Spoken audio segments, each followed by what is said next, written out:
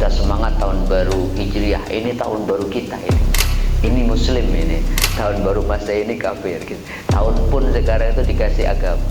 Kalau kamu memutuskan hidup di jalan Allah, gak usah ngomentari, gak usah baper komentar orang.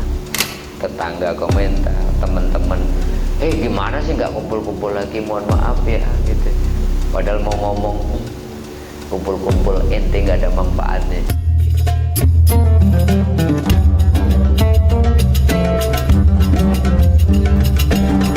Bismillahirrahmanirrahim. Assalamualaikum warahmatullahi wabarakatuh. Alhamdulillah, alhamdulillahirabbil alamin. Alhamdulillahilladzi an'amana bi ni'matil iman wal islam wa arsala rasulahu sayyidana wa maulana Muhammadan rahmatan lil alam. Asyhadu an la ilaha illallah wa asyhadu anna Muhammadar Rasulullah. Allahumma salli wa sallim wa barik ala sayyidina wa maulana Muhammadin wa ala alihi wa ashabihi ajmain. Rabbi shrah li sadri wa yassir li amri wahlul 'uqdatam min lisani yafqahu qawli. Rabbana hab lana isti'dadan kamilan liqabuli faidikal abdas. Ya Allah ya Rabb, anugerahkan kami di pagi yang penuh keberkahan ini, lurusnya niat kami, terbukanya pikiran kami, longgarnya dada kami, lembutnya jiwa kami, dan beningnya serta bersihnya hati kami, agar Engkau anugerahkan kami untuk bisa menerima sebanyak mungkin cahayamu, hidayahmu, dan ilmumu. Amin.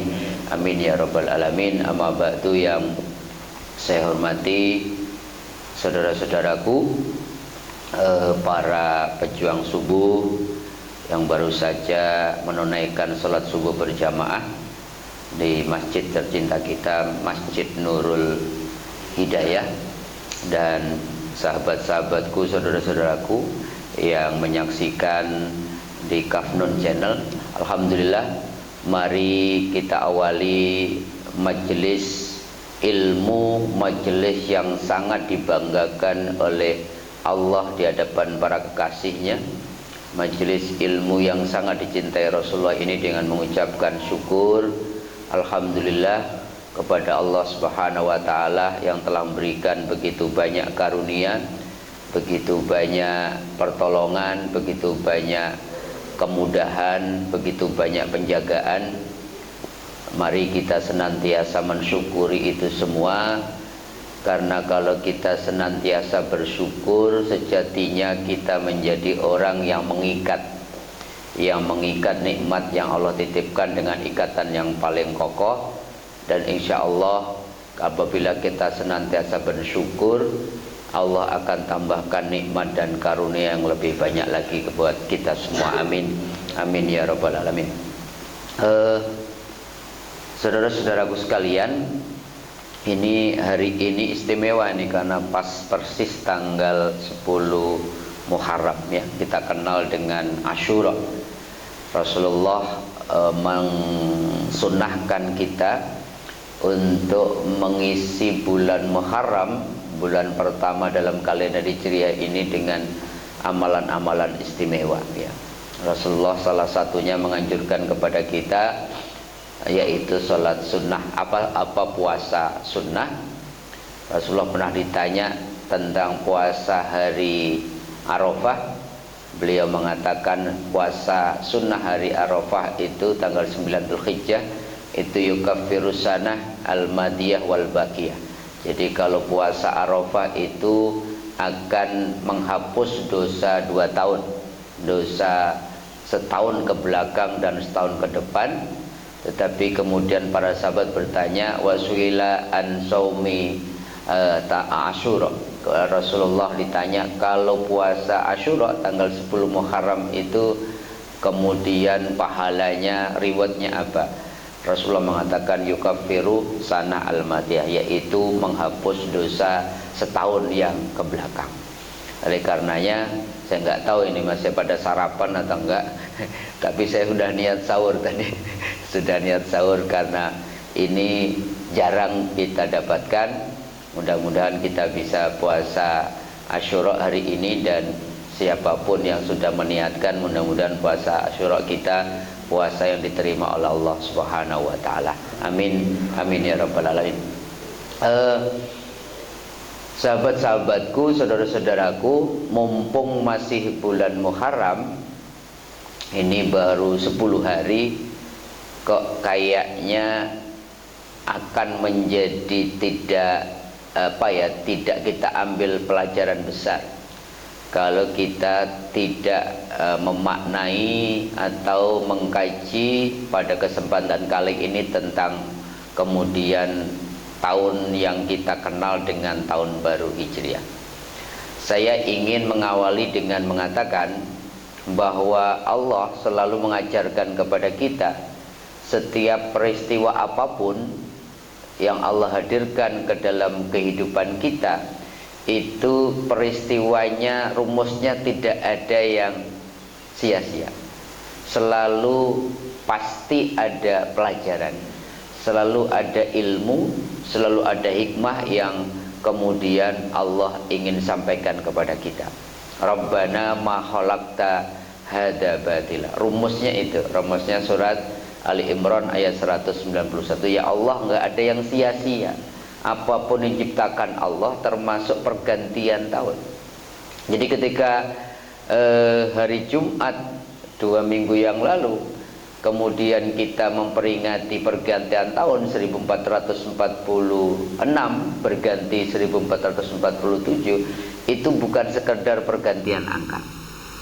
Pertama, setiap pergantian tahun itu para ulama menganjurkan kita untuk kita jadikan momentum wukuf sejenak, menjadikan momentum untuk berhenti sejenak dari rutinitas kita untuk melakukan apa? Untuk melakukan muhasabah. Muhasabah ini penting sekali. Bahkan Rasulullah mengatakan hasibu qabla an tuhasabu wa tazayyanu lil aqdil akbar. Selalulah kalian, sering-seringlah kalian melakukan evaluasi, melakukan hisab, yaitu perhitungan atas perjalanan hidup kita. Sebab kalau tidak, nanti kalian dihisabnya itu enggak di dunia. Kenapa disuruh oleh Kanjeng Nabi kita selalu melakukan muhasabah itu di dunia? Kalau di dunia kita tahu persis perjalanan kita.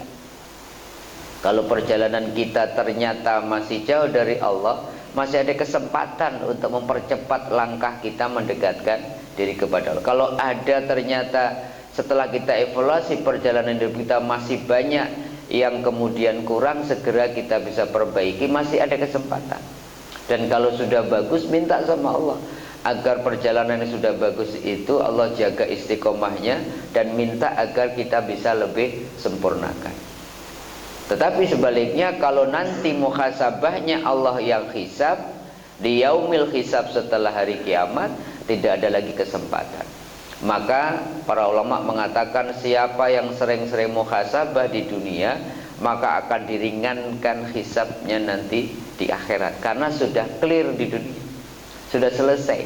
Orang yang sering-sering muhasabah itu pasti dia tahu, oh ternyata 1446 kemarin perjalanan hidup saya sholatnya begini, ada nilainya tuh, sholatnya 6 apa masih 5, kemudian baca Qur'annya segini, hubungan saya sama pasangan saya segini, bagaimana saya mendidik anak-anak sebagai kepala rumah tangga segini, cara saya berhablum minallah seperti apa, cara saya berhablum minallah seperti apa, sehingga kita ada rapot. Idealnya bukan setiap tahun sih sebenarnya. Muhasabah itu idealnya tiap hari. Rasulullah kan ngajarin sebelum kita tidur itu mestinya sudah clear, hari ini sebenarnya perjalanan kita rapotnya baik atau tidak. Maka ini penting muhasabah, sehingga kalau kita muhasabah paling tidak ya setiap setahun sekali pergantian tahun ada momentum untuk tahu kita sebenarnya mau kemana sih perjalanan kita. Lawang Allah cuman mengatakan innalillahi wa inna ilaihi raji'un. Perjalanan kita ini kan perjalanan dari Allah menuju Allah. Nah, ketika pergantian tahun ini perjalanan kita menuju Allahnya sudah sampai seberapa? Apakah semakin dekat? Apakah semakin jauh? Kita harus evaluasi. Nabi Ibrahim ketika ditanya oleh Allah, fa'aina tadhabun, mau kemana sih engkau Nabi Ibrahim hidupmu? Nabi Ibrahim jelas, qala inni dzahibun ila rabbi sayahdin. Saya ini pengen ketemu engkau ya Allah. Jadi perjalanan kita ini sebenarnya perjalanan ingin bertemu dengan Allah.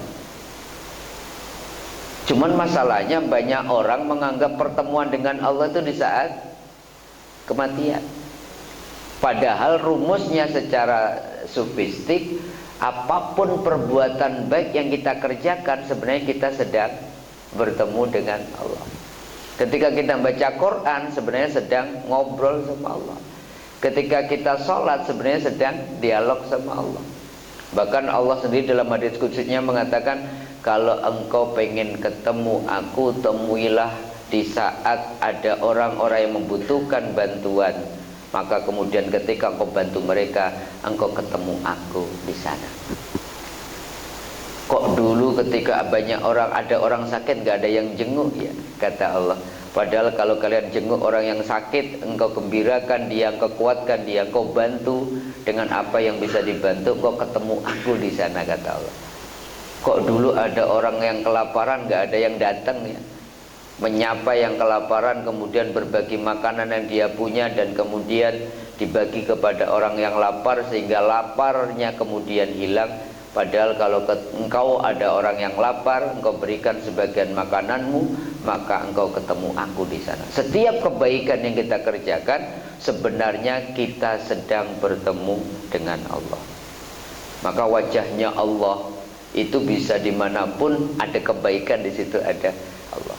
Jadi pertemuan itulah kebaikan-kebaikan yang kita kerjakan. Idealnya, saudara-saudaraku, teman-temanku, idealnya muhasabahnya jangan setiap tahun. Kalau setiap tahun itu banyak catatan yang kita sudah lupa. Tapi kalau ideal itu harian. Kalau harian setiap menjelang tidur kita evaluasi hidup kita, insya Allah kita menjadi pribadi yang selalu apa?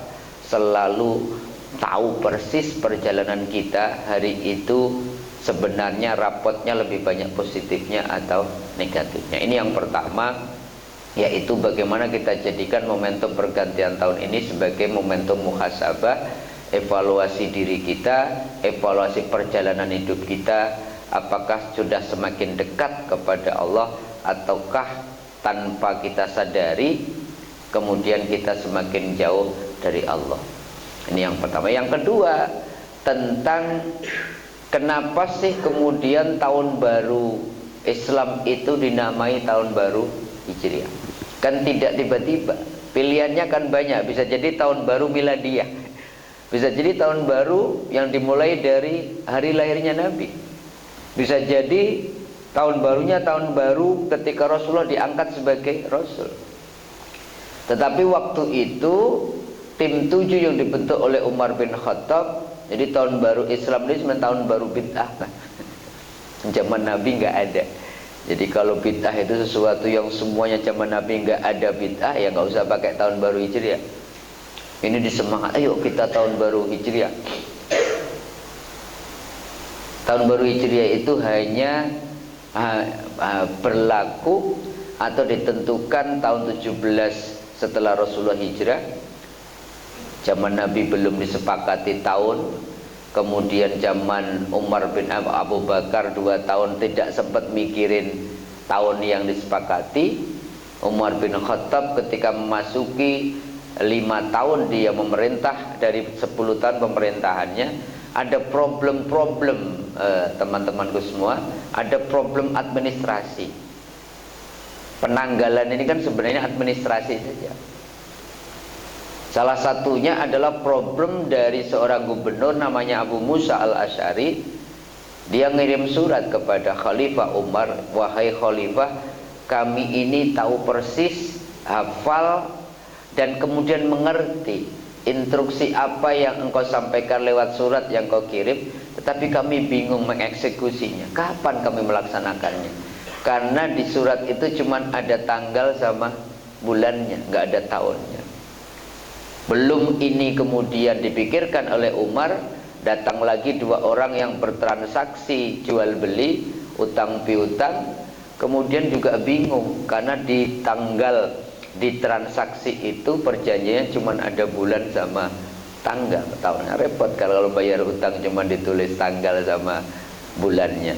Seperti anak-anak muda sekarang, kapan kamu nikah? Alhamdulillah tanggal sama bulannya sudah, undangannya, tahunnya aja yang belum diisi. Nggak tahu tahun berapa gitu. Gara-gara itulah Umar kemudian membentuk tim 7. Ada Ali, ada Utsman, ada Abdurrahman bin Auf, ada Talhah bin Abdullah, ada Zubair bin Awam, dan beberapa sahabat senior termasuk Umar. Usulnya banyak, ada FGD-nya lah kira-kira gitu. Utsman kemudian mengusulkan ini bagus itu kalau diawali dari lahirnya Nabi. Ada yang usul kita awali aja tahun baru, momentumnya dari Rasulullah diangkat menjadi Rasul. Tetapi Ali mengusulkan, saya usul bagaimana tahun barunya ini diawali dari Rasulullah hijrah dari Mekah ke Yasrib. Kenapa? Ini penting filosofinya. Sebab kalau diawali dari lahirnya Nabi, diawali dari Rasulullah diangkat, itu tidak ada unsur keaktifan dari manusia. Karena apa? Hak prerogatif kan. Rasulullah dilahirkan itu ya hak prerogatif Allah. Kapan Rasulullah diangkat jadi Rasul juga langsung top down dari Allah. Tetapi hijrah ini pilihan. Karena nanti kenapa tahun baru hijrah ini adalah pilihan kita. Hidup itu silahkan kita mau hijrah atau tidak, itu pilihan kita. Maka kemudian ada keaktifan kita, ada pilihan kita ketika memilih di jalan Allah atau tetap memilih di jalan sesuai dengan apa yang dikehendaki oleh nafsu kita. Ini kan poin penting kenapa disebut tahun baru Hijriah, karena ada unsur di situ, pilihan hidup untuk memilih hidup menjadi lebih baik. Sebab bayangkan Bapak-bapak sekalian, saudara-saudara sekalian, kalau Rasulullah terus berjuang di Mekah 13 tahun itu kan cuman beberapa orang saja kan. Dan itu pun rata-rata dari orang-orang bukan pembesar. Abdullah bin Maktum yang buta, kemudian Bilal bin Rabah, dan orang-orang yang kira-kira orang-orang pinggiran lah. Rasulullah mendapatkan pengikut yang mau menerima dakwah Nabi. Kalaupun ada orang-orang yang besar, itu pun cuman keluarga Nabi. Abu Bakar, sahabat dekatnya, teman kecilnya dari cuman selisih 2 tahun sama Abu Bakar. Kalaupun ada pembesar, ada Khadijah istri Nabi.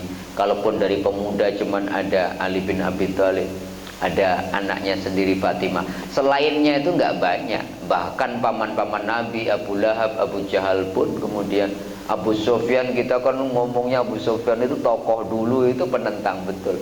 Termasuk Umar bin Khattab sebelumnya kan juga menentang dakwah Nabi. Maka pilihan untuk hijrah dari Mekah ke Madinah, nanti kita diskusikan, itu pilihan penting dalam hidup. Sebenarnya filosofi tahun baru hijrah ini adalah momentum kita untuk memilih apakah tetap hidup di jalan ngikutin ego kita, ngikutin aturan-aturan Allah, atau sebaliknya. Itu tentang tahun baru Hijriah yang kemudian disepakati oleh tim 7 tadi, sehingga kemudian Masya Allah sampai hari ini kita sudah memasuki 1447. Dan ternyata antara tahun baru Hijriah dan tahun baru Masehi yang kita kenal di dalam kehidupan kita administrasi itu, dua-duanya dipakai di dalam Islam. Kan sekarang ada omongan nih, ayo kita semangat tahun baru Hijriah, ini tahun baru kita ini Muslim, ini tahun baru Masehi ini kafir gitu. Tahun pun sekarang itu dikasih agama, sertifikasi halal, kulkas disertifikasi. Itu filosofinya saya bingung kadang-kadang. Lama-lama mobil itu sertifikasinya siapa yang bikin, itu halal atau haram nanti. Kan banyak sekarang aneh-aneh ini.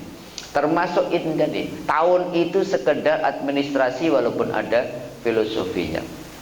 Kita sholat itu menggunakan kalender matahari apa bulan sih? Kalau sholat ternyata matahari kan. Aqimis sholata lituluki syamsi ila ghasaqil laili wa qur'anal fajr. Sholat itu aturannya ternyata menggunakan peredaran matahari. Sholatlah kalian di ketika fajar, ketika kemudian tergelincir, ketika terbenam matahari. Kalau puasa ngomongin bulan gitu. Jadi dua-duanya ternyata dipakai. Haji ngomongin bulan. Sholat yang paling penting ternyata menggunakan kalender matahari. Ternyata dua-duanya dipakai. Dan itu dikonfirmasi oleh Allah. Ternyata hitungan kalender Masehi sama kalender Hijriah itu diabadikan dalam Al-Quran. Misalkan kalau kita baca surat Kahfi ayat surat 18 ayat 25 itu menarik. Rasulullah Al-Quran mengatakan wala bisu fi kahbihim salasa mi'ati sinina wazdadu tis'ah. Mereka tinggal di dalam gua Ashabul Kahfi itu 300 tahun ditambah 9. Kan mestinya langsung aja kan 309 tahun. Ternyata 300 itu menggunakan kalender Masehi. Kalau ditambah kemudian pakai kalender Hijriah ditambah 9 tahun. Karena setiap tahun Hijriah sama Masehi itu, maka lebarannya selalu kita ngitungnya mundur apa maju sih? Antara Masehi sama Hijriah itu selalu berbeda, selisihnya kurang lebih 10 sampai 11 hari. Maka nanti lama-lama lebaran itu bulan Januari. Lama-lama itu kita lebaran 1 tahun 2 kali gitu. Karena ini pergantian antara bulan sama matahari itu selisih 11 hari gitu. Itu tentang tahun sejarahnya. Ini kita yang kedua mau membincangkan tentang bagaimana kemudian memaknai hijrah. Kalau cerita tentang hijrah, sebagaimana yang kita peringati sebagai tahun baru hijrah, hijrah itu maknanya berpindah. Berpindah dari apa? Berpindah bisa dari satu tempat, berpindah bisa dari satu kondisi yang kurang baik menjadi lebih baik, yang sudah baik menjadi lebih sempurna. Maka dalam konteks itulah kita tahu dalam sejarah para ulama membagi hijrah itu jadi 2. Pertama hijrah makaniyah, jadi berpindahnya Rasulullah dari satu tempat ke tempat lain. Kita tahu Rasulullah pernah hijrah 3 kali. Pernah hijrah ke Afrika, ke Abasah, cuman beberapa bulan. Rajanya baik, tetapi rajanya hanya bisa melindungi umat Islam yang hijrah waktu itu, tetapi tidak mau memeluk Islam. Sampai kemudian ditipu oleh orang-orang Mekah bahwa seluruh pembesar Mekah masuk Islam, ternyata itu hanya prank saja. Sehingga mereka pulang, ternyata diboikot. Rasulullah pernah hijrah ke Taif, itu pun juga gagal. Dan yang menarik, Rasulullah terakhir hijrah dari Mekah ke Yasrib itu sukses. Yang menjadi pertanyaan, kenapa hijrahnya Nabi ke Abasah dan ke Taif itu gagal? Ternyata ini ada filosofinya. Kalau kita mau berubah menjadi pribadi yang lebih baik itu harus ada manajemennya, harus ada rencananya. Ke Abasah, ke Taif itu nggak ada rencana yang matang. Sementara hijrahnya Nabi dari Mekah ke Yasrib yang kemudian berubah menjadi Madinah itu, kalau kita baca sejarah, itu ada rencana beberapa waktu sebelumnya. Kita tahu sebelum Rasulullah hijrah dari Mekah ke Madinah, itu ada namanya Bai'ah Aqobah pertama dan kedua.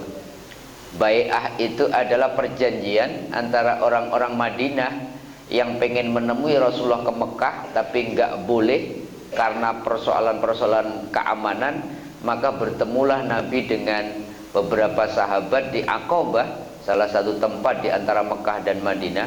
Ada gelombang pertama namanya Bai'ah Aqobah pertama, ada 12 orang yang sudah masuk Islam, Pak. Kemudian mereka pulang, tentunya akan menyebarkan Islam di Madinah. Kemudian ada gelombang kedua 75 orang. Jadi ketika Rasulullah hijrah ke Mekah, dari Mekah ke Madinah, paling tidak ada 12 tambah 70, ada 87 orang yang sudah masuk Islam. Belum lagi keluarganya. Maka tidak heran ketika Rasulullah sampai ke kota Madinah, sampai di pinggiran mau masuk kota Madinah itu kan disambut luar biasa. Karena apa? Memang sudah ada orang-orang Madinah yang masuk Islam di bai'ah pertama dan kedua itu yang menyiapkan lah kira-kira menyambut Rasulullah nanti ketika beliau pindah ke Madinah. Artinya apa? Ketika kita menjadi pribadi yang lebih baik, harus ada manajemennya. Tiba-tiba pindah kerja tapi nggak punya pekerjaan habis itu juga nggak boleh. Tiba-tiba pindah satu kondisi tapi kemudian kita nggak siap mau ngelakuin apa nih dalam proses hijrah ini. Karena manajemen untuk perubahan diri menjadi lebih baik itu sangat penting agar kita kemudian berubah menjadi lebih baiknya itu lebih efektif, sehingga hijrahnya nanti nggak mundur. Inilah kenapa filosofi hijrahnya Nabi dari Mekah ke Madinah sukses. Salah satunya ada prakondisi yang dilakukan oleh orang-orang Madinah sehingga mereka menjadi pribadi yang gampang, karena sudah ada sekitar 87, kalau ditambah keluarganya mungkin 100 lebih yang menyambut Rasulullah dengan tola al-badru alaina. Sudah datang ini orang yang nanti membawa sinar cahaya Islam ke Madinah. Ini tentang sejarah sejarah hijrah. Dan ketika Rasulullah hijrah ke Madinah pun dengan strategi yang luar biasa, nggak sembarangan. Rasulullah ditemani oleh Abu Bakar, Rasulullah ditemani Abdullah bin Khuwailid yang ahli rute dan sebagainya. Sampailah setelah beberapa perjalanan waktu, kemudian Rasulullah sama Abu Bakar sampai ke Madinah. Ini sekedar review sejarah kalau kita baca sirah nabawiyah tentang hijrahnya Nabi. Yang paling penting sesungguhnya bukan hijrah dari tempat kalau hari ini. Maka para ulama mengatakan namanya hijrah maknawiyah. Hijrah yang sejati 1447 adalah al-muhajir man nahajara ma nahallah. Kata Kanjeng Nabi, kalau kalian pengen disebut orang yang hijrah, sejatinya orang yang hijrah itu orang yang berani berpindah dari melakukan sesuatu yang Allah tidak ridho, dari sesuatu yang Allah tidak suka, dari sesuatu yang Allah larang, berpindah menjadi orang yang menjalani hidupnya dengan melakukan sesuatu yang Allah ridho dan Allah cintai. Jadi hijrah itu tidak mesti muluk-muluk, tidak mesti ekstrim. Kan banyak orang sekarang udah hijrah belum, pakaiannya ganti, pekerjaannya ganti, atau semuanya ganti, sehingga kemudian jadi eksklusif gitu orang yang hijrah itu. Bahkan ada pengajian yang khusus, kalau belum ikut pengajian hijrah itu belum disebut hijrah. Padahal hijrah itu ketika kita memutuskan berpindah, melakukan perubahan sekecil apapun, asal berubah menjadi lebih baik, itu berarti kita sudah hijrah. Dan prosesnya sepanjang kita masih hidup sampai kita kembali kepada Allah. Kan rumus hijrah itu kan sederhana. Mangkana yaumuhu khairan min amsi fahuwa rabi. Orang yang hari ini lebih baik dari hari kemarin, itulah sejatinya orang yang hijrah, orang yang sukses, orang yang beruntung. Tapi mangkana yaumuhu sawa'an min amsi, tapi kalau hari ini sama dengan hari kemarin, dia rugi. Tetapi sebaliknya, ini na'udzubillah, mangkana yaumuhu syarran min amsi fa huwa mal'un. Tapi barang siapa hari ini lebih jelek dari hari kemarin, dia terlaknat. Jadi hijrah itu pokoknya ketika kita berubah diri kita menjadi lebih baik, itulah sejatinya orang yang sedang melakukan proses berhijrah. Kesehatannya lebih baik, cara sholat kita lebih baik, baca Quran kita lebih baik, sedekah subuh kita lebih baik, cara kita bertetangga lebih baik, cara kita berkendara di jalanan berlalu lintas lebih baik, cara kita memperlakukan anak-anak kita lebih baik, cara kita memperlakukan pasangan kita lebih. Semuanya kalau itu kita list dan kita ingin rubah diri kita menjadi lebih baik, itulah sebenarnya kita telah melakukan proses hijrah.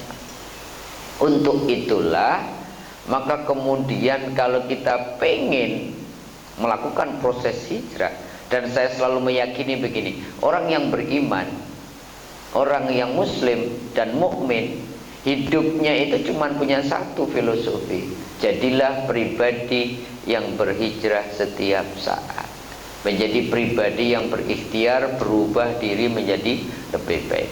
Lalu untuk itulah maka kemudian hijrah itu harus diawali dengan niat yang benar. Motivasinya harus dicek dulu Bapak. Sebab kalau hijrah seseorang berubah jadi lebih baik, motivasinya cuma sekedar dunia. Kadang motivasi itu tidak cukup bisa kemudian membuat kita terus di jalan hijrah kapanpun dalam kondisi apapun. Maka kalau kita bicara hadis tentang niat, itu kan menarik. Ngomongin bab niat, tiba-tiba di tengah hadis itu ngomongin hijrah kan. Innamal a'malu binniyat wa innamal likulli imri'im ma nawa. Tiba-tiba Rasulullah mengatakan faman kana hijratu ilallah wa rasulih fa hijratu ilallah wa rasulih wa man kana hijratu lidunya yusibuha aw imra'atin yankihuha fa hijratu ila ma hajara ilaih. Sesungguhnya amalmu, kata Rasulullah, aktivitas kita itu ditulis oleh malaikat tergantung niatnya. Dan seseorang akan mendapatkan catatan amalnya tergantung niatnya itu. Kemudian Rasulullah mengatakan barang siapa hijrahnya karena Allah dan Rasul, dia dapat Allah dan Rasul. Tapi kalau berubah menjadi lebih baiknya karena ingin dapat dunia, atau karena ingin mendekati perempuan yang ingin dinikahinya, pengen mendekati bosnya agar dia dipuji, naik pangkat dan seterusnya, fahijratuhu ila ma hajara ilaih, maka seseorang hijrahnya hanya ditulis berdasarkan motivasinya. Maka kalau kita baca ayat-ayat tentang hijrah, kalau mau hijrah kita istiqomahnya, motivasinya itu tidak boleh tidak kecuali Allah. Kalau kita baca surat Al-Baqarah 218 itu motivasinya cuman yarjuna rahmatallah. Hijrah kita akan istiqomah, akan terus semangat kalau motivasinya hanya mengharapkan rahmat dan cinta Allah. Kalau mau ditambah lagi, misalkan dalam surat Al-Hasr ayat 8-nya Allah mengatakan yabtaghuna fadlan minallahi wa ridwana yarjuna rahmatallah, hanya mengharapkan cinta Allah, mengharapkan karunia Allah, mengharapkan ridha Allah. Bahkan di situ dikatakan dalam surat Al-Hasr yansurunallaha wa rasulah. Coba kita niatkan hijrah kita itu untuk membantu Allah dan Rasulnya.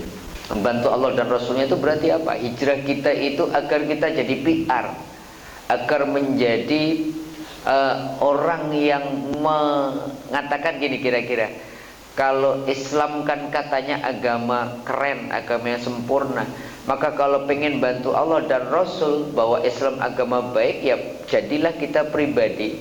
Kalau ngaku Muslim itu ya jujur. Kalau kita ngaku Muslim itu ya sederhana.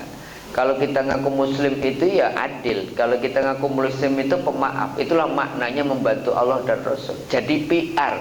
Jadilah pribadi Muslim dan mukmin yang sesuai dengan akhlak-akhlak orang yang beriman. Jangan kemudian nilai-nilai Islam yang keren itu tertutupi oleh perilaku. Al-Islamu mahjubun bil muslimin kan. Jangan sampai Islam yang mulia ini tertutupi, loh katanya Muslim, tapi ternyata di KPK yang ketangkep itu, yang kemudian pakai baju apa sekarang rompinya orange itu kok Muslim, kok yang marah-marah, kok yang ini, kok yang itu. Katanya an-nadhafatu minal iman, katanya kebersihan sebagian daripada iman. Kita ke masjid banyak tempat kok kemudian gak menunjukkan iman karena kotor gitu. Katanya Muslim itu wal asri, menghargai waktu.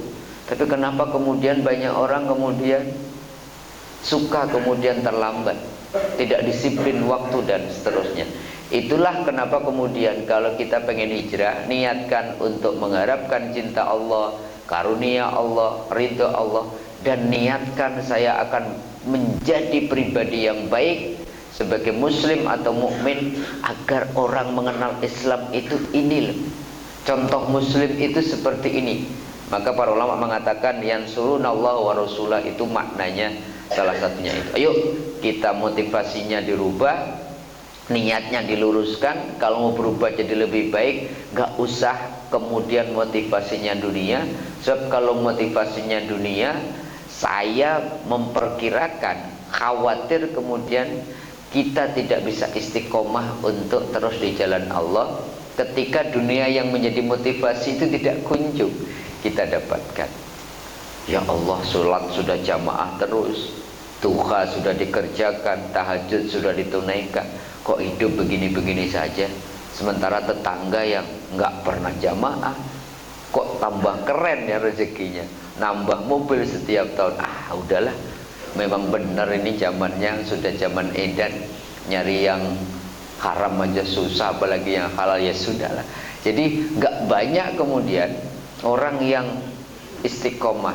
Kanjeng Nabi mengatakan nanti di akhir zaman orang yang istiqomah di jalan Allah itu seperti orang yang menggenggam bara api di tangannya. Nggak mudah untuk tetap sederhana, untuk tetap adil, untuk tetap pemaaf, untuk tetap amanah, tidak korupsi. Itu kan Masya Allah tidak mudah untuk di zaman sekarang, kecuali motivasinya ya nggak apa-apa. Kalau motivasinya kemudian dunia, tidak mudah. Ini yang pertama, ayo kita luruskan niat kalau mau hijrah di jalan Allah. Yang kedua, modalnya. Modalnya apa kira-kira untuk bisa hijrah di jalan Allah? Kata Allah, modalnya itu cuma satu. Apa? Iman. Kalau kita nggak percaya sama Allah, hidup di jalan Allah itu, para sufi mengatakan hidup di jalan Allah itu jalan sunyi. Gak banyak orang yang mampu melewatinya. Kebayang gak Bapak-bapak semua kalau kita gak yakin sama Allah, bahwa Allah itu sudah mencukupkan rezeki masing-masing orang, maka kalau kita gak yakin itu, korupsi menjadi jalan. Kalau kita gak betul-betul aman tuh billah, yakin sama Allah, kebayang gak Allah memerintahkan kita lewat lisan Nabi, misalkan instan jilu rizqa bisadaqah, turunkan kalau kamu pengen rezeki itu dengan sedekah. Kalau nggak yakin sama Allah, loh saya pengen rezeki punya 10, saya pengen 15, kok suruh keluar dulu dari 10 itu. Kalau nggak yakin sama janji Allah dalam ayat-ayat Al-Quran bahwa barang siapa berbuat kebaikan dikalikan 10, kalau kita baca akhir-akhir surat Al-Baqarah itu dikalikan 700 kali kalau kita sedekah. Kalau nggak yakin nggak jalan sedekah. Kalau nggak meyakini surat At-Talaq ayat 2 dan 3 itu nggak jalan. Wa may yattaqilla yaj'al lahu makhraja wa yarzuqhu min haitsu la yahtasib wa may yatawakkal 'alallahi fa huwa hasbuh. Kalau engkau hidup di jalan Allah, aku akan berikan, kata Allah, jalan keluar terhadap masalahmu. Aku berikan rezeki dari arah yang tidak disangka-sangka. Aku urus hidupmu, kata Allah. Kalau nggak yakin nggak jalan. Maka kalau kita baca ayat-ayat hijrah yang diulang dalam Al-Quran 31 kali itu, 6 kalinya selalu ada 3 kata yang berurutan. Kata-kata iman, dilanjutkan dengan hijrah, dilanjutkan dengan jihad. Innal ladzina amanu wal ladzina hajaru wajahadu fisabilillah. Selalu begitu. Karena apa? Orang nggak mungkin bisa hijrah di jalan Allah kalau nggak diawali iman, nggak diawali yakin sama Allah bahwa jalan Allah itu jalan terbaik. Hidup di jalan Allah itu jalan keselamatan. Maka makrifat harus penting diawali. Kalau kita nggak kenal Allah, ya nggak yakin. Loh, kita ikut bos kita itu gara-gara apa? Yakin saya kalau masuk perusahaan ini, ngikut aturan sini, sukses hidup saya. Di dunia aja kalau kita nggak yakin ikut seseorang, ngapain masuk partai ini? Yakin saya. Kalau masuk partai ini saya gampang ini, bisa jadi anggota DPR. Kenapa ikut ustadz ini? Yakin saya kalau ustadz ini bener gitu. Nah, gimana kita mau hidup di jalan Allah nggak yakin sama Allah? Nah, untuk bisa yakin sama Allah itu harus makrifatullah. harus kenal Allah, bahwa Allah ini A, B, C, D 99 asma itu harus kita pelajari sifat Allah, asma-asma yang indah itu. Itulah cara kita mengenal Allah.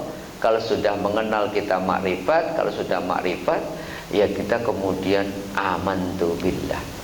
Ketika kita ngomong bismillah tawakkaltu ala Allah, itu yakin betul, ya Allah saya serahkan hidupku sama Engkau. Sama kiai aja kadang-kadang, Pak Ustadz, Pak Kiai, saya bawa anak saya serahkan, saya pasrah bongko Anda sama Kiai, mau dijadiin apa mau anak saya. Ini kita sering pasrah bongkoan sama Allah tapi nggak kenal. Bismillah tawakkaltu ala Allahnya itu karena nggak kenal Allah ya biasa saja. Padahal ketika kita keluar rumah mengatakan bismillah tawakkaltu ala Allah itu berarti betul-betul kita yakin Allah yang jaga saya. Ketika saya pulang, sampai nanti saya pulang, pasti Allah yang melindungi saya, pasti Allah yang menolong saya, memudahkan urusan-urusan saya. Tawakal itu maknanya ketika kita yakin menyerahkan hidup kita sama Allah, berarti kita yakin akan janji-janji Allah. Motivasinya benar, modal ilmannya cukup, baru orang mengatakan, oh kalau Allah jalannya begini, kalau Allah menjanjikan begini, saya ridho ya Allah menjalani hidup saya. Sami'na wa ata'na, amantu billah, raditu billahi rabba wa bil islam madinah wa bi muhammadin nabi wa rasulah. Ngomong itunya tuh enak, saya ikut jalanmu deh. Itu namanya hijrah. Tapi ketika kita sudah yakin sama Allah, memutuskan hidup di jalan Allah, ternyata nggak bisa berpangku tangan, harus berikhtiar sekuat tenaga. Makanya dilanjutkan wajahadu, harus jihad. Jihad itu maknanya adalah memaksimalkan segala potensi yang hari ini ada pada diri kita agar kita terus hidup di jalan Allah. Maka bahasanya wajahadu bi amwalihim wa anfusihim. Kadang-kadang kita harus memaksimalkan berhijrah itu lewat harta kita, bahkan mengorbankan jiwa kita, tidak masalah. Karena apa? Yakin kok saya korbanin harta, Allah janji kemudian dilipat gandakan. Satu-satunya perdagangan yang tidak ada ruginya apa? Tijaratan lan tabur, cuman berdagang sama Allah. Minimal 10 kali untungnya, maksimal tidak terbatas. Maka orang-orang yang imannya yakin sama Allah, hijrahnya kemudian jalan, maka kemudian Masya Allah dia nggak perlu khawatir dengan hidup di dunia ini, rezekinya semua sudah dijamin sama Allah. Kalau kita baca surat An-Nisa ayat 97, biasanya orang nggak berani milih jalan Allah itu takut kehilangan penghidupannya. Pak Ustadz, gimana saya mau keluar Pak Ustadz? Sekarang PHK nambah. Ini saya sudah punya pekerjaan, walaupun saya tahu Pak Ustadz subhatnya banyak, tapi saya belum berani ninggalin itu. Nanti banyak di akhirat digambarkan dalam surat An-Nisa ayat 97 itu, kenapa dulu kalian gak mau berhijrah hidup di jalan aku?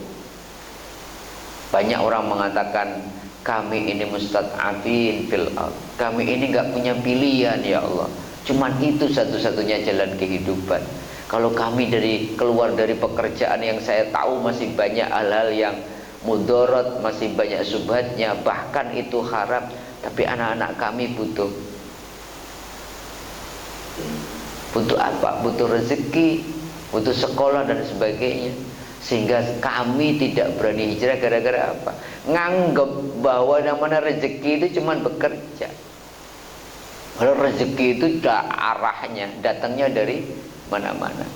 Allah mengatakan apa? Di dalam surat An-Nisa 97, Allah mengatakan, alam takun ardullahi wasi'ah fatuhajiru biha.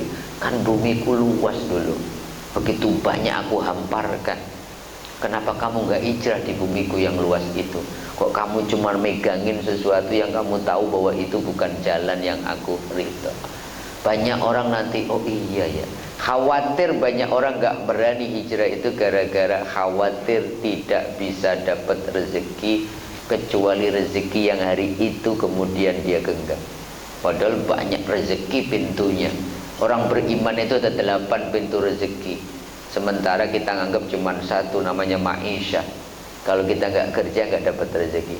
Padahal dalam keseharian kita banyak orang-orang yang rezekinya, ma'isyahnya, rezeki bulannya nggak mungkin bisa cukup 6 anak bisa kuliah semua. Tapi begitu banyak orang kemudian anaknya 6 cuman pegawai negeri, guru biasa, dulu nggak semewah sekarang kan. Guru-guru pegawai negeri, anaknya 6 bisa sekolah semua sampai kuliah. Padahal nggak mungkin itu, dia cuman guru SD, nggak kemana-mana. Tetapi ternyata banyak pintu-pintu rezeki yang Allah berikan, kecuali di samping pintu yang disebut bekerja tadi. Pintu sedekah, pintu ketakwaan, pintu silaturahmi, semuanya kan janjiin rezeki. Barang siapa pengen dimudahkan, luaskan rezekinya, fal yasir rahimah, sering-seringlah bersilaturahmi. Oh ternyata pintu rezekinya salah satu lewat silaturahmi. Istanzilu rizqa bisedekah. Kalau kamu pengen rezeki sedekah, oh ternyata ada pintu sedekah. Oh ternyata ada wamayatakillah, kalau kamu bertakwa rezekinya dari arah yang tidak disangka. Jadi banyak pintu. Cuman gara-gara kita nganggap cuman satu pintu, gak berani kita memutuskan berpindah. Maka saya tuh salut ada orang-orang yang kemudian berani memutuskan, enggak, saya hijrah, saya pengen jadi bos. Gitu. Pengen jadi bos kadang, ya jangan pengen jadi bosnya harus ada manajemen tadi. Tiba-tiba aja dari punya penghasilan bunaran pengen jadi bos, ya sudah saya keluar aja Pak Ustaz. Enggak, harus ada bai'ah aqabah satunya, harus ada bai'ah aqabah keduanya. Maksudnya disiapin, apa nih setelah gak kerja bulanan? Punya sapi lah. Oh punya apa skill, wah dokumentasi, siap kayak gini tuh kan bai'ah satu, bai'ah kedua.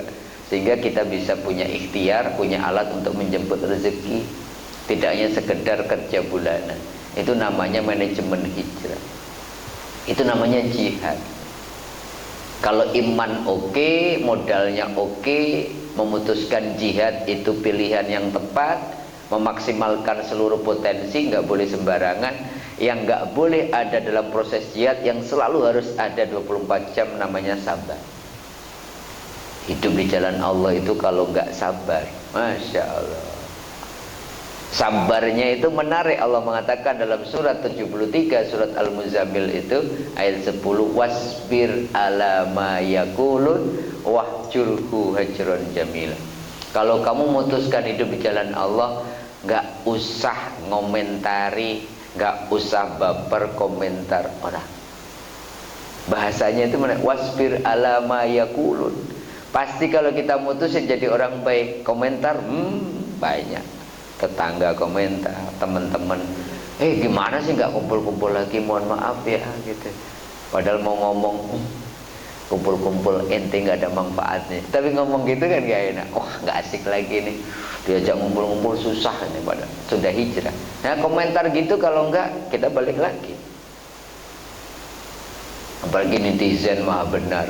Kalau orang hijrah yang biasanya apa aja, ini apa ini, bareng-bareng. Biasanya dikasih amplop nggak pernah nanya ini apa ini, biasa Pak, bareng-bareng habis kegiatan. Enggak, saya hanya mau menerima apa yang sudah menjadi hak saya. Wah langsung kan dikomentari, nggak usah dimasuk, nggak usah dimasukin panitia lagi dia, sok suci segala macam. Kadang-kadang kita nggak siap dengar komentar orang. Zaman itu Pak, orang-orang Mekah yang hijrah itu bukan hanya komentar, tapi ancamannya nyawa kan.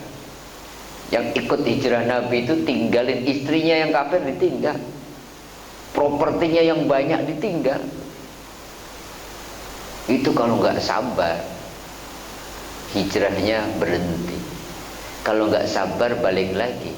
Betapa banyak kan kita tahu public figure, ternyata waduh, hijrah ternyata tawarannya nggak banyak lagi, pindah lagi, pakai hijab kemudian nggak pakai hijab lagi. Iya, karena apa? Takut dengan ternyata Wah, kalau saya pakai hijab nggak ada iklan lagi, nggak ada calling lagi, syuting. Nah, udahlah, balik lagi. Karena apa? Sabarnya kurang. Komentarnya, wah komentar Masya Allah sekarang apa aja dikomentarin. Wasbir ala ma yaqulun wahjurhu hajran jamila. Keren, Allah mengatakan bersabarlah atas pendapat orang, komentar orang, dan berhijrahlah dengan jalan yang keren, yang keren itu berarti ya nggak boleh sembarangan, harus ada manajemennya, harus ada persiapannya. Setelah itu semua, niatnya benar, modal imannya semakin yakin sama Allah, memutuskan hidup di jalan Allah, kemudian mengerahkan segala potensi jihadnya agar hijrahnya tetap jalan, disertai sabar. Kalau mau hijrahnya lebih ringan, jangan sendiri, hijrahlah bareng-bareng. Ini pengajian kayak gini nih, pengajian kayak gini tuh kalau sendirian kira-kira semangatnya? Setiap minggu datang sendiri, saya sendiri, terus yang ngaji sampean sendiri. Kira-kira khusyuk itu sama-sama khusyuk itu. Saya khusyuk ngomong, khusyuk tidur. Berat. Maka ada komunitas pejuang subuh, ada komunitas duha bareng, ada komunitas sedekah subuh dan sebagainya. Agar apa? Jalan di jalan Allah itu sunyi. Hanya Dilan lah kira-kira yang mampu. Harus bareng-bareng. Maka kemudian bayangkan, diabadikan dalam Al-Quran itu orang-orang yang berjamaah antara orang-orang Mekah yang meninggalkan seluruh properti, bahkan apa-apa yang dinikmati di Mekah ditinggalkan itu. Disebut kaum muhajir. Tetapi kan disambut oleh orang-orang Ansar. Maka diabadikan betul dalam Al-Quran itu, walladzina awaw wa nasaru ba'duhum awliya'u ba'dan. Lihatlah persaudaraan antara orang-orang Madinah sama Mekah yang saling membantu. Bahkan digambarkan dalam Sirah Nabawiyah, ketika orang-orang Mekah kemudian meninggalkan istrinya dan kemudian datang ke Madinah, orang Madinah mengatakan, saya punya banyak istri tuh. Dulu belum dibatasin 4. No, saya ada 10 di belakang. No, lihat, kamu cari yang paling cantik, kalau kamu pengen gue ceraiin buat kamu. Properti kamu habis, saya punya banyak properti, kamu pilih properti itu, silahkan buat kamu.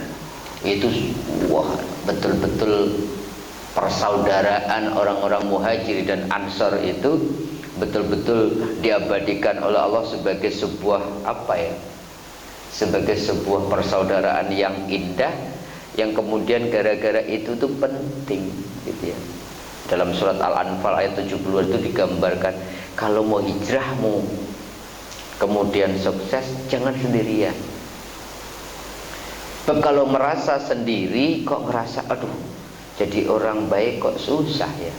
Tapi kalau bareng-bareng ternyata yang baik tidak hanya saya. Kamu hari gini masih memaafkan orang, nggak musim gitu.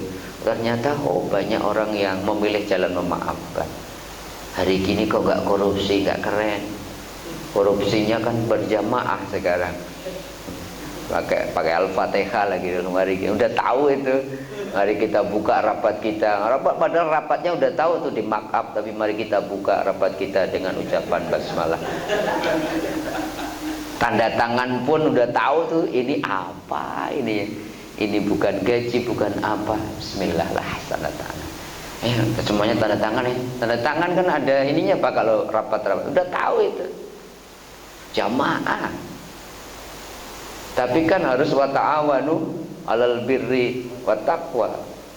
Harus jamaahnya untuk kebaikan dan ketakwaan, jangan wa ta'awanu 'alal ismi wal 'udwan. Tetapi apa yang paling penting sebenarnya, berjamaahlah, sebab dengan berjamaah saling mengingatkan, saling mengokohkan, saling mengisi. Yang satu semangatnya surut, mengalami futur namanya. Ketika semangat beribadah kita surut, ada teman-teman di grup, yuk gitu, kajian lagi. Kalau sendirian berat. Dan almar'u ala dini khalili, seseorang itu tergantung sahabatnya, kualitas agamanya. Kalau sahabatnya orang-orang keren-keren, komunitas kita setiap kajian minggu kayak gini, itu pasti keren-keren. Ini diajak kemana aja gitu ya. Mau goes pun ya goes yang syar'i lah kira-kira. Karena komunitasnya syar'i. Goesnya nggak mungkin lah, walaupun kemana pun sholatnya ditinggalin, saya bisa pastiin. Mau kemana aja, mau mancing seharian pun pasti kalau duhur berhenti. Tapi kalau kita sendiri, jebol pertahanan kita, yuwaswisu fi sudurina, selesai. Tapi kalau bareng-bareng, yang satu jebol, yang satu ngatain, oh lah, masa jamak 5 waktu. Kadang-kadang meyakinkan diri sendiri, ya Allah, Engkau maha tahu, nggak gitu amat ya Allah. Saya udah ini jamak ya, gitu ya. Jamaknya 5 waktu, madzhab baru. Tapi kalau teman-teman yang ngetik, udahlah, wong kita ke Bandung juga nggak ngapa-ngapain, kita seneng mau tadabbur, masa kemudian di jamak gitu. Ya rest areanya sambil ngopi lah, aman-aman. Tapi kira-kira yang paling dominan di situ, udah 5 waktu aja di jamak, ntar di Bandung. Oke, gitu. Kalau sekali oke itu. Maka penting sekali jamaah itu tadi, untuk saling mengingatkan. Karena Rasulullah itu mengatakan singa itu gak pernah makan domba kecuali dia sendiri. Singa itu simbol sebagai tantangan, domba itu kita. Kalau sendirian gampang sekali, tapi kalau segerombolan domba, singa juga mikir-mikir, banyak. Artinya waswisunya itu setan pertahanan kita kalau berjamaah lebih kuat. Jamaah kalau sholat di rumah juga gampang hilang nggak kira-kira pikirannya? Ya karena sendiri, catatannya itu dihitung sendiri. Tapi kalau jamaah di masjid kayak gini, dihitungnya jamaah. Yang satu hilangnya rakaat pertama, yang satu rakaat kedua, yang satu rakaat ketiga, itu kan 4 dihitungnya aman, berarti ingat terus. Karena apa? Selalu di setiap rakaat itu ada yang ingat. Itulah fungsi jamaah. Selain apa tadi? Ba'duhum awliya'u ba'din. Kalau jamaah itu saling menguatkan dan saling mengokohkan. Bersatu kita teguh gitu. Kalau sendirian ya nggak enak. Sendirian itu nggak enak. Oleh karenanya, ayo teman-teman semua, ini mumpung baru hari ke-10 tahun baru, kita evaluasi hidup kita. Pastikan kalau kita mau sukses di mata Allah, yaitu menjadi pribadi yang hijrah. Ayo berubah menjadi pribadi yang lebih baik, pelan-pelan, tidak apa-apa. Karena Rasulullah selalu mengatakan, ahabul amali indallahi istimraruhu wa in qala. Allah lebih senang kita berubah menjadi pribadi lebih baik walaupun pelan-pelan, dibandingkan hijrahnya cuman menjadi Ramadhaniyin, cuman di bulan Ramadan saja, habis itu di bulan lain tidak hijrah lagi. Tetapi kemudian kalau bisa menjadi Rabbaniyin, menjadi pribadi yang ngikutin aturan Allah walaupun mastata'tum, sesuai dengan kemampuan kita. Mudah-mudahan dengan hadirnya kita pagi hari ini, Allah bincangkan, Allah ajarkan kita tentang esensi hijrah ini.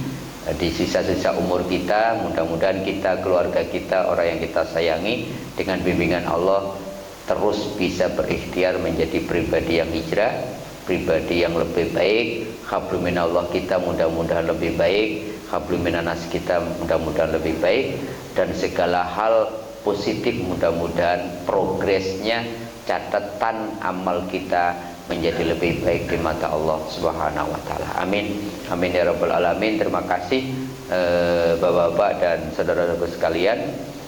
Mudah-mudahan ada manfaatnya, dan kurang lebihnya mohon dimaafkan. Walafu minkum. Assalamualaikum warahmatullahi wabarakatuh. Subhanaka Allahumma bihamdika asyhadu an la ilaha illa anta astaghfiruka wa atubu ilaik.